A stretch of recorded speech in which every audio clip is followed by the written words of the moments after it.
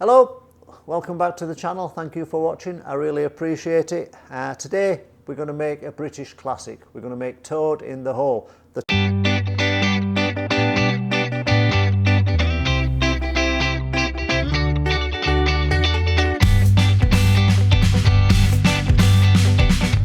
Toad, in this case, are sausages. The hole will be the Yorkshire pudding. Traditionally, you would have used beef in your toad in the hole, and something like a fillet steak or a sirloin steak would be what's needed, I think, these days, because if you use a cheaper cut of beef, it's going to go tough. I've tried it and it does go a little bit tough. So nowadays we use sausages in exchange of that, and I would suggest something like a good quality, even if supermarket sausage is going to be great, you know, like a Wall sausages or a Richmond sausage, but something with some fat in. You don't want a lean sausage, because you want that flavour, and you want that fat to cook the sausage really nicely. If you get a very lean sausage, it's going to tend to taste a little bit dry, and that's not what we want. So in the US, I can't get hold of good quality traditional English bangers. They're a rarity. So I'm going to use bratwurst. They're a reasonable substitute. They're not perfect. The skins are a little bit tougher, but we'll be okay. And then in addition to your sausage, all you need are some eggs, some milk, some plain or all-purpose flour, and a little bit of salt. And then once you've mixed your Yorkshire pudding mixture, we're going to roast it, or we're going to cook it in a heavy roasting pan. You need a heavy pan because we want to get some heat in there. We want it to hold some heat. So when we add the pudding mixture to the pan, it doesn't go cold straight away. We want to keep that heat in there. So as heavy a pan as you've got. So that's all we need. Let's see what we've got to do. So before we add our sausages to the pan, or before we even turn the oven on, we want to make our Yorkshire pudding mixtures, and you want to make those ahead of time, at least 30 minutes before you're going to use them, because it's nice to mix the pudding mixture and just to let it rest. Now, when I was growing up, my mum always used to make the pudding mixtures and put them in the fridge. There is a little bit of debate over whether you have to do that, and I've tended to side with Delia Smith. Delia says she sees no benefit in putting the pudding mixture into the fridge. Maybe if you're going to make it 3 or 4 hours ahead of time, I could maybe see why you would do that. The reason I don't put it in the fridge anymore is, as I've already said, you want to get that pan as hot as you can, and when you put your pudding mixture in, you don't want to lose that heat, or lose as little heat as possible. If your pudding mixture is ice cold from the fridge, you're going to lose heat, and that's not really what we want. So I'm going to make my pudding mixture around about 30 minutes before I need it, and I am just going to leave it sat on the side so that it comes to room temperature. I've got quite a large tin, so I'm going to be using 4 eggs.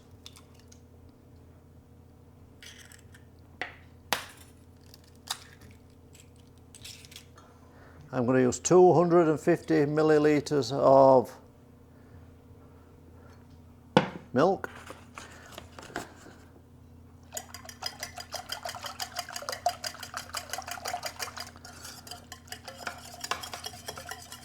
And this is where you have to sort of use a little bit of judgment, because all flours are different. I'm using an American flour. If you're using Biro or Home Pride flour, it's going to be lighter than this, so you're probably going to need a little bit more flour.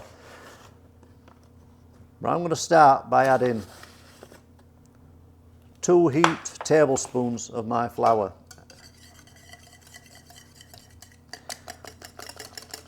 And I found over here in the US, if you make your mixture too thick, the puddings don't rise as well. So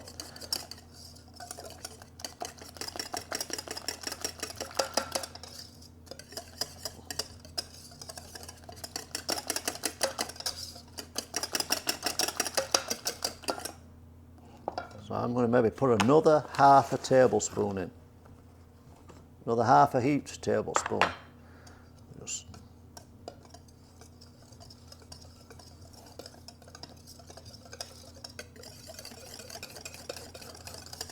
And I think that is about as thick as I want to go, this mixture. maybe another quarter.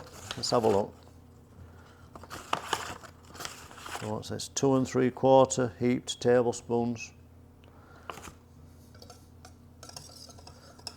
Yeah, that's it. That's as thick as I want to go. So it's gone like a batter mixture, like a pancake mixture.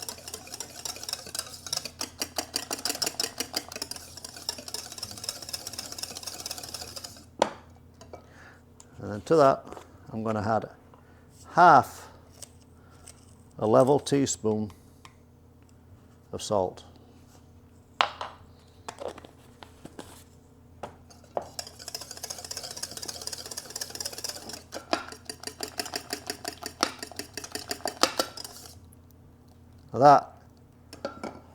That's it. That's the Yorkshire pudding mixture done. So I'm going to leave this sat out while I get my oven on and get the fat into the pan. Into your large heavy roasting tin you want to put some fat or some oil. You can use vegetable oil if you wish. I'm using beef dripping.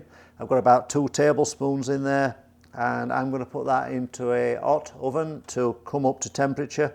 And your oven wants to be around about 425 Fahrenheit. You absolutely has to be that hot because, as I say, you want to make sure that the tin is, or the pan is up to temperature before you add your Yorkshire puddings, otherwise you've got no chance of them rising.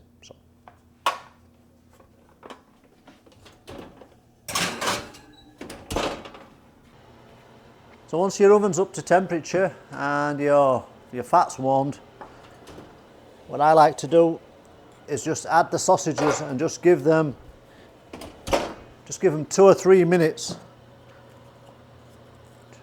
Again, just to warm up, so that when we add the pudding mixture, we give them every chance to rise. And I'm just going to add 4 sausages because they're quite big. If you're using a wall sausage or something like that, you could probably put 6 or 8 in a large pan like this.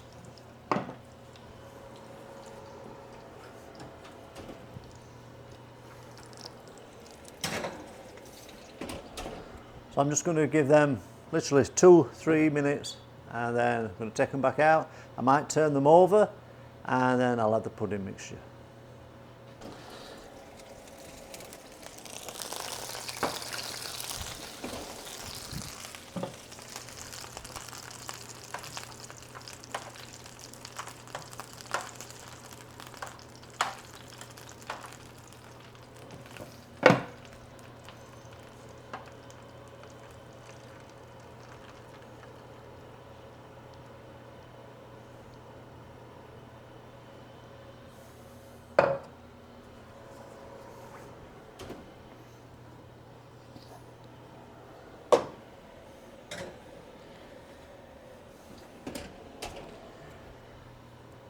So there we go.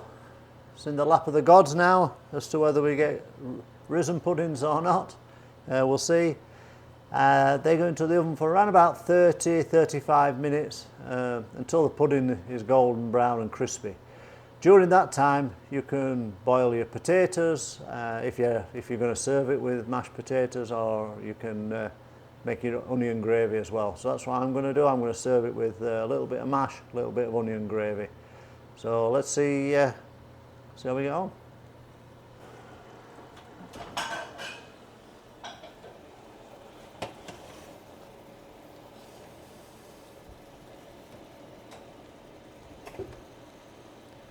So after about